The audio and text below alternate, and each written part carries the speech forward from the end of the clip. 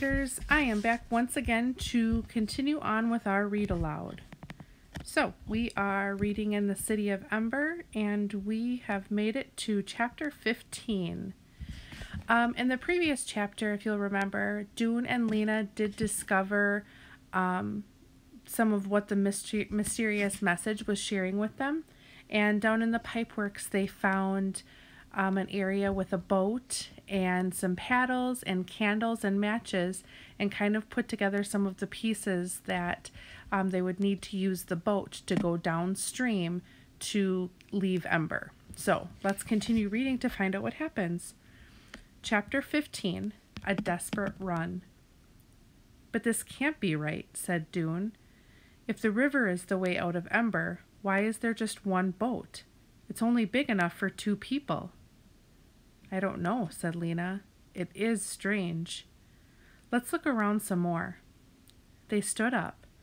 Dune went back to where they left the boxes and got another candle. He brought it into the boat room and lit it, and the room grew twice as bright. Right away they saw what they hadn't noticed before. In the back wall was a door almost as wide as the whole room. When they went up to it, they could see that it, too, was a sliding door. Dune took hold of the handle that was on the right and pulled sideways, and the door rolled smoothly open to reveal more darkness. They stepped in. They could guess from the echoing sound of their voices when they spoke that they were in a tremendous room, though the ceiling was low. They could see it just over their heads. The candlelight glinted off something shiny, and as they went in farther they could see that the room was filled with boats, row upon row of them, all just like the one in the first room. "There must be hundreds," Lena whispered. "Enough for everyone, I suppose," said Dune.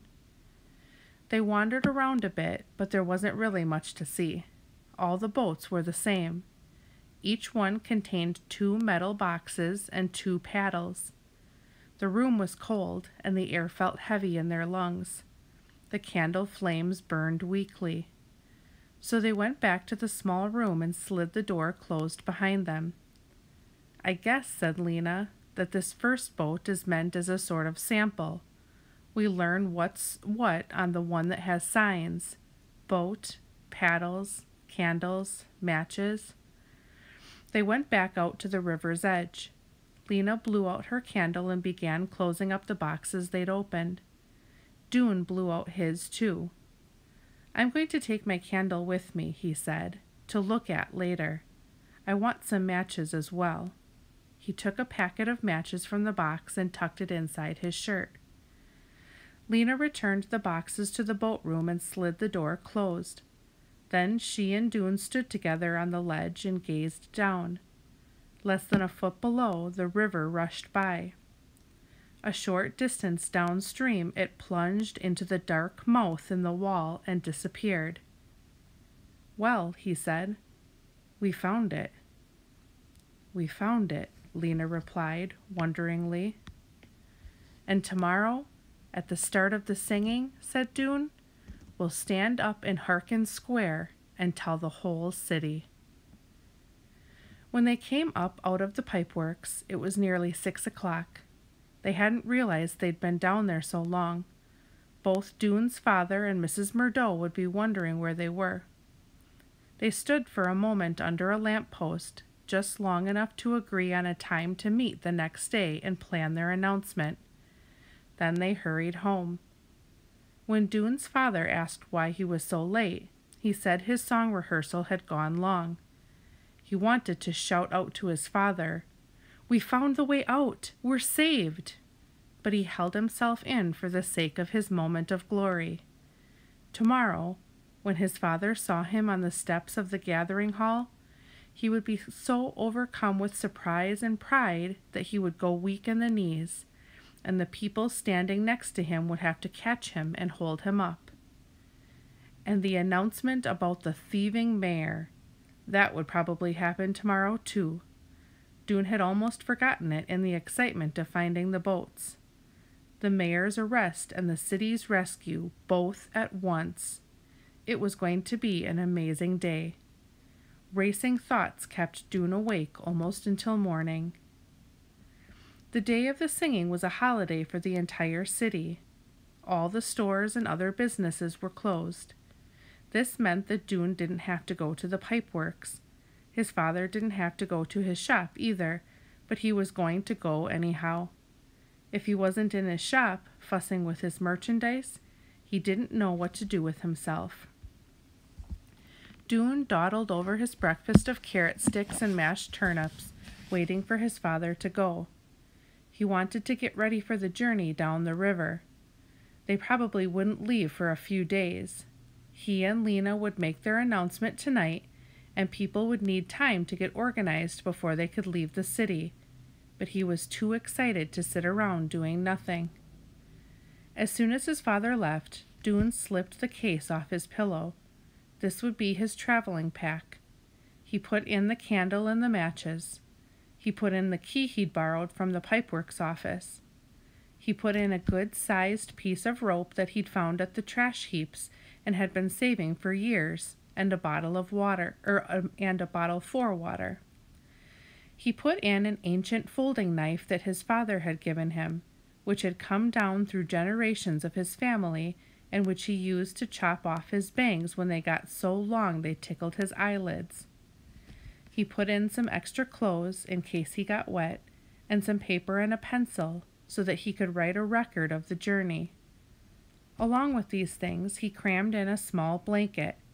It might be cold in the new city, and a packet of food, 6 carrots, a handful of vitamins, some peas and mushrooms wrapped in a lettuce leaf, 2 boiled beets, and 2 boiled turnips.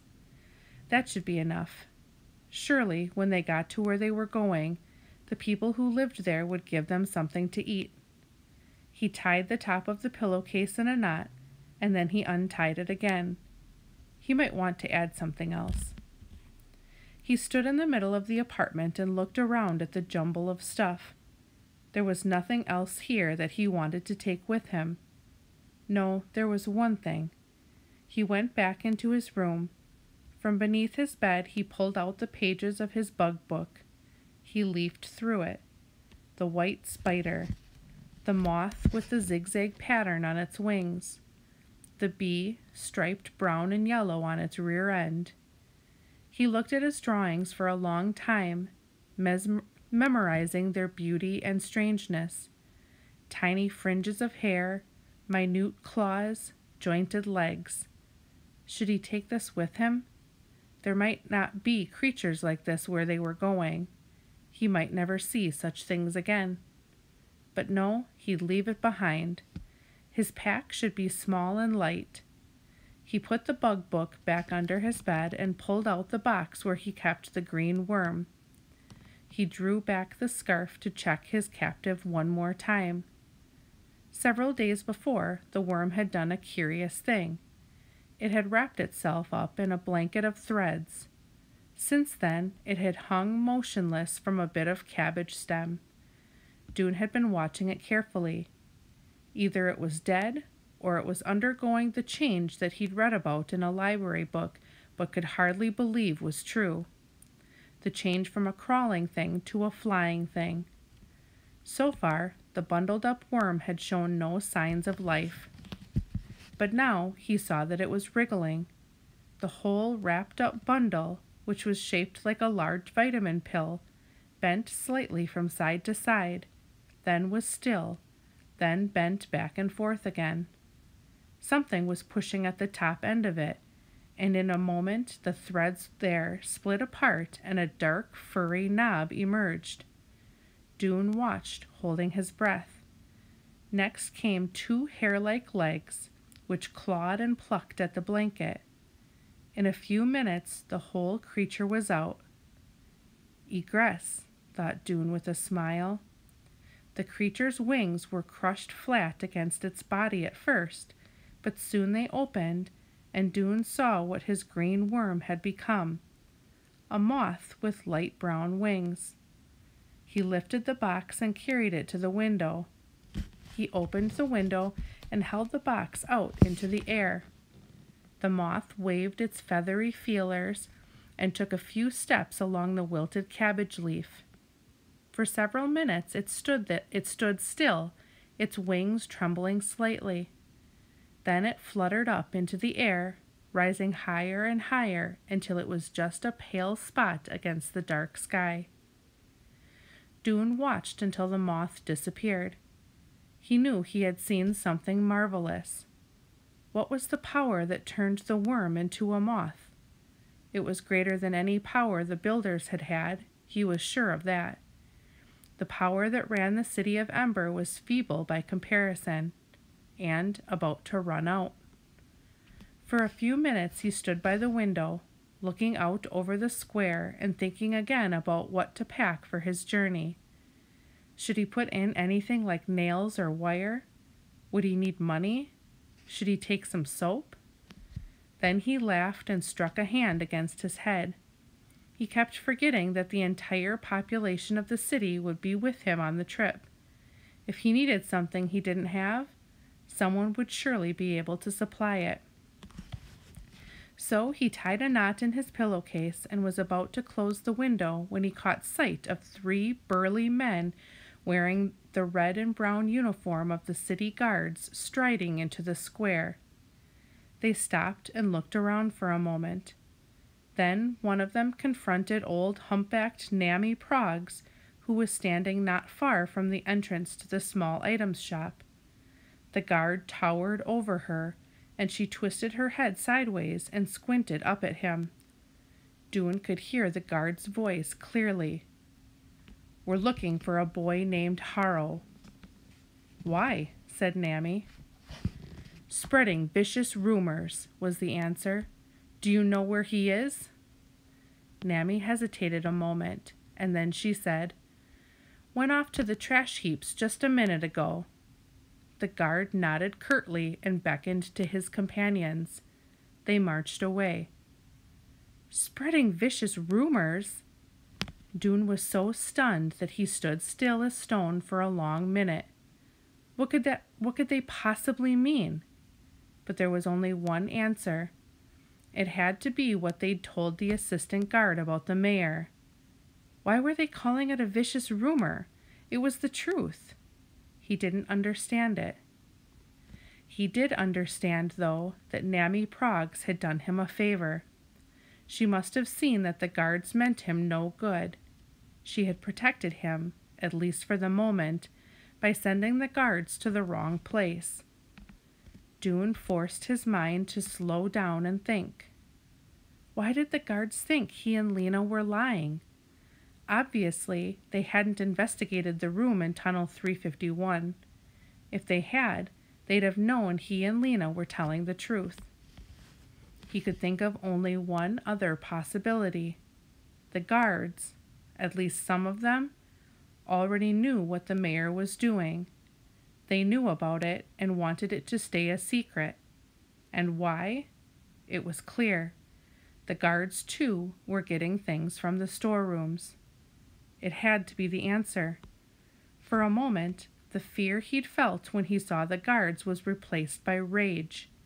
The familiar hot wave rose in him, and he wanted to grab a handful of his father's nails or pot shards and throw them against the wall. But all at once he remembered, if the guards were after him, they'd be after Lena, too. He had to warn her. He dashed down the stairs, his anger turning into power for his running feet. After discovering the room full of boats, Lena had come home to Mrs. Murdo's with the sound of the river still in her ears. It was like a huge, powerful voice roaring at the top of its lungs. Deep inside herself, Lena felt an answering call, as if she, too, contained a drop of the same power. She would ride on the river. She could hardly believe it, and it might take her to the shining city she had dreamed of, or it might drown her. What she had imagined before, the smooth, gently sloping path leading out, now seemed childish. How could the way into a new world be so easy? She dreaded going on the river, but she was ready for it too. She longed to go. She slept that night in the beautiful blue-green room, in the big, lumpy bed with Poppy next to her. She felt safe here. Mrs. Murdo came in and tucked the covers around her. She sat on the edge of the bed and sang an odd little song to Poppy. Something about rock-a-bye baby and the treetops. "What are treetops?" Lena asked, but Mrs. Murdo didn't know. "It's a very old song," she said. "It's probably nonsense words." She said good night and went out into the living room, where Lena could hear her humming quietly as she tidied up. She was so orderly. She never left her stockings draped over the back of a chair or her sewing spread out all over the table.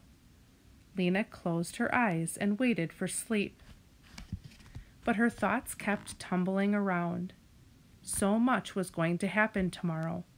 The whole city would be in an uproar. People would stream down into the pipeworks to see the boats. They'd be excited, shouting and laughing and crying, packing up their belongings and surging through the streets. If they couldn't all fit into the boats, there would be fights. Some people might get hurt. It was going to be a mess. She'd have to keep her little family close around her. Poppy, Mrs. Murdo, and Doone, and perhaps Doone's father and Clary. Through it all, she would hold tight to Poppy so no harm could come to her. All right, readers, that is where we are going to end for today. I know that this is our last day for assignments, but I will continue reading this book so that we can finish it because there's only about 5.5 chapters left. So if you would like to continue on listening to the book, feel free to subscribe to my YouTube channel and just watch for those new chapters to be uploaded. But for now, for this last part, make sure to go into Canvas and answer the discussion question for today, and have a great rest of your day.